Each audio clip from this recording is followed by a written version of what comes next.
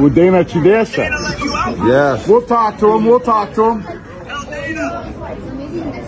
Yeah, everyone had something to say after Jake Paul and Mike Perry's fight, but Conor McGregor was on a roll.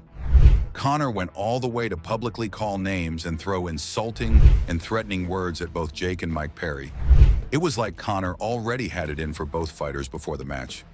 Well, to be fair, it seems Conor was rooting for Mike Perry to knock Jake out, but the opposite happened, and that rubbed off on Conor in the wrong way. Conor went on a long rant explaining how Jake didn't deserve the win and how disappointed he was in Mike. But here's the kicker. There's more to the story than just long rants and disappointment declarations. Y'all better grab a seat to watch this one. Okay, the Jake Paul versus Mike Perry fight came as a shock to everyone, as no one saw it coming. Everyone's eyes were set on Jake fighting against Mike Tyson in the ring. Things got a little bit out of hand, and plans that had been made had to be changed. Mike Tyson had an ulcer flare-up, and all the parties involved agreed on postponing the July fight to November 15th. But interestingly, Jake couldn't let all of his rigorous training and practice go to waste. So he decided to replace Tyson with another willing fighter on the same date that was previously scheduled for their fight. Tyson and Jake put everyone on their toes as everyone was so eager to see how the fight would turn out. Who would beat who? Will it be Jake Paul, who has made many statements claiming he'd show Tyson the type of stuff he's made of as he beats him? Or will it be the legendary fighter Tyson that a lot of people already put their money on? Sign the contract, big boy. Sign the contract. From the press conferences to trash talks and interviews, folks were already geared up waiting to see how it would turn out in the ring. But news flash. The fight had to be postponed, but Jake Paul couldn't let all the hype that he had garnered with Tyson's name go to waste. So he decided that any fighter who was willing to take on the challenge of replacing Tyson on the same day should signify. Well, Mike Perry thought it would be a piece of cake and agreed to the fight. The announcement was made, a little bit of hype went into the fight, contracts were signed, and it was up to the fighters to meet in the ring and square things out. To avoid boring you, Jake knocked out Mike Perry like a piece of cake instead. Yeah, you heard that right.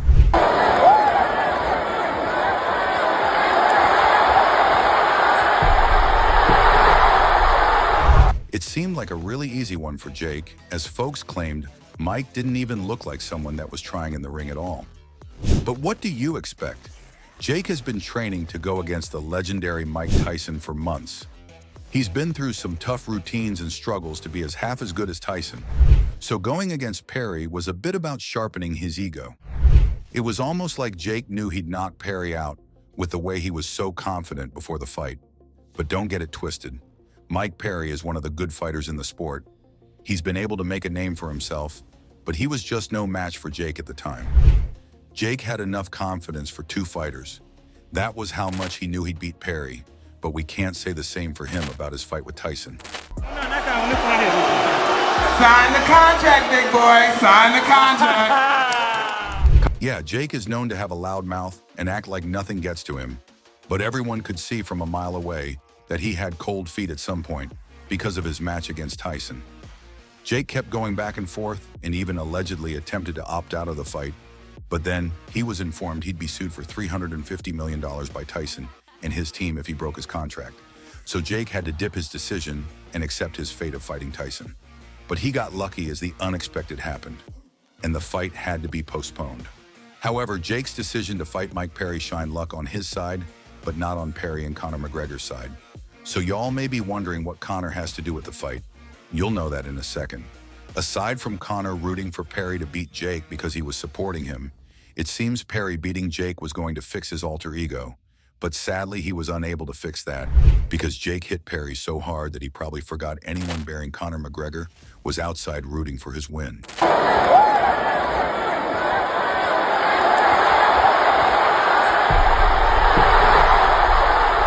Jake Paul went on to claim his 10th win in the world of boxing as he knocked out Perry in the 6th round. The fight went on for 6 rounds and Jake knocked Perry out 3 of the 6 rounds. Perry must have thought Jake would let his guard down, but the opposite happened. Perry let his guard down instead. Jake now holds a record of 10 wins and 1 loss, and that is indeed a milestone for him. So talking about Conor's reaction to his protege losing the match. Conor went on a long rant on the X platform about the match, calling Jake different names and telling him he's up to no good in the boxing community. In Conor's words, he wrote, "Jake Paul is the biggest piss bag I have ever seen in my life. 40-pound weight difference, juiced out of his head and still shitting himself in there." Conor added, "Nakasa, you should take him to Vegas. Oh, that's right, you could never. The athletic commission testing, real fighting, bitch asses. You could never." And then calling out 60-year-old Mike Tyson, fresh off an in-flight medical emergency. I swear to God, a fat can of bitch piss. Most valuable piss bag. Oh yeah, he also referred to Jake's postponed fight against Mike Tyson. But Mike Tyson is still 58 though, but whatever. Anyway, that wasn't the end of Conor's rant. Mike Perry also caught a bullet, and that was in fact the one that hit the most.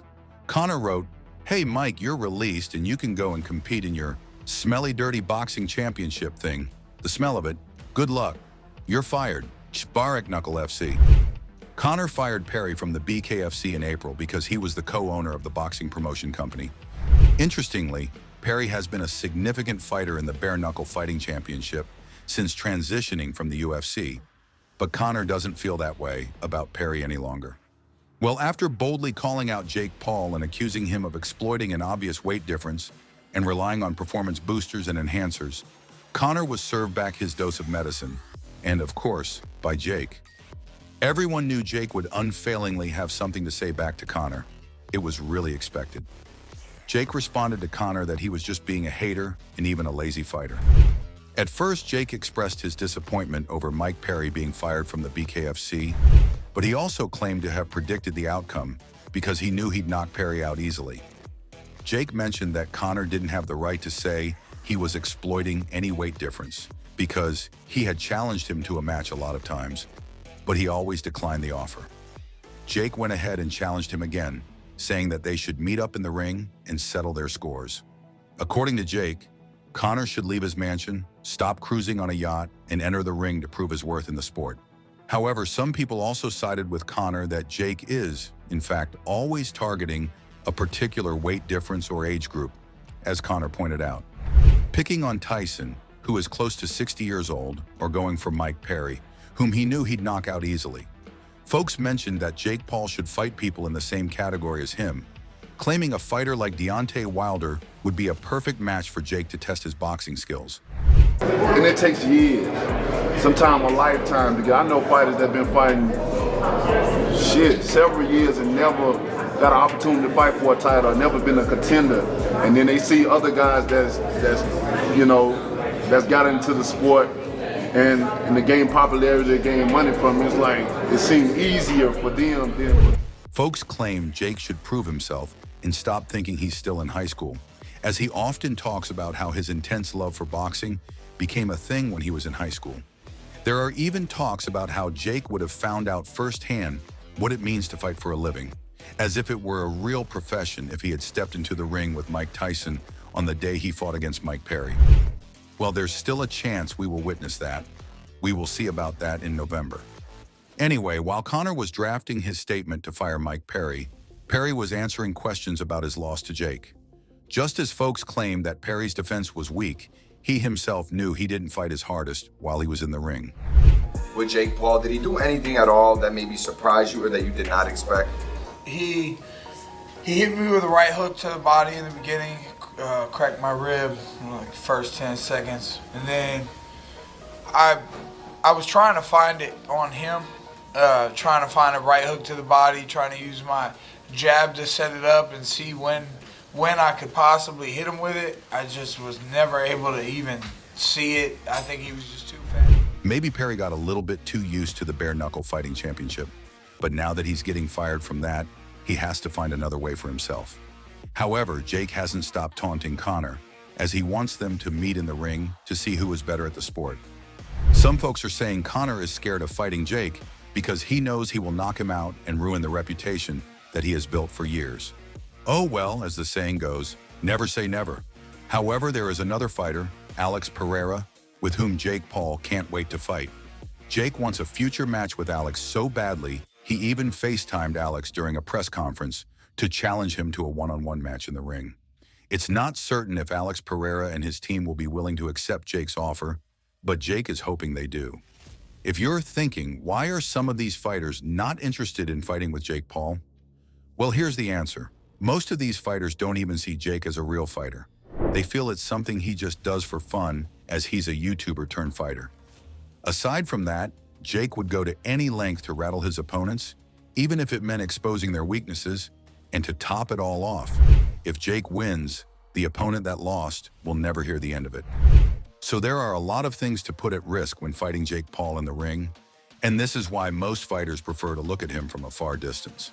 Anyway, we can't wait to see what will happen on November 15th, when Jake and Tyson will finally meet in the ring. Whether the legendary fighter Tyson will prove himself as the legend that he is, or Jake will pull a trick to get his way, we will know in a couple of months. So do you think Conor McGregor had the right to go off on Jake Paul the way he did? Or do you think he went too far with his public outburst about Mike Perry losing to Jake Paul? Let us know your thoughts in the comments section below. Don't forget to subscribe to this channel or turn on post notifications so you don't miss out on boxing news updates.